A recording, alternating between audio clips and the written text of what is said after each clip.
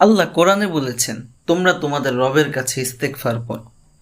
কোরআনে আল্লাহ বলেছেন যদি তোমরা তোমাদের রবের কাছে ইস্তেগফার পড়ো এবং আল্লাহর কাছে তওবা করো তাহলে তিনি তোমাদেরকে এক সুন্দর জীবন দান করবেন।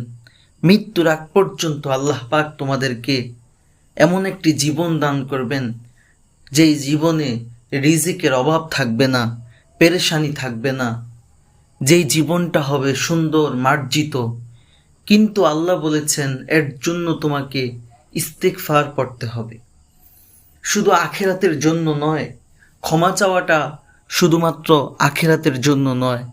যদি আপনি নিয়মিত ইস্তেগফার পড়েন, আল্লাহর কাছে ক্ষমা চান, তাহলে আল্লাহ পাক আপনাদেরকে দুনিয়াতেও সুখ শান্তির জীবন দান করবেন।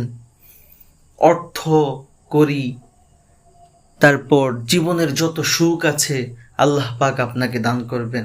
শর্ত একটাই, সেটা হলো ইস্তেগফার পড়তে হবে। আমরা সকলে আজকে থেকে ইস্তেগফার পড়ার জন্য প্রস্তুত হয়ে যাই। আখেরাত দুনিয়াতে ইজ্জত সম্মান অর্থ যা প্রয়োজন আপনি ইস্তেগফারের আমল করে দেখেন।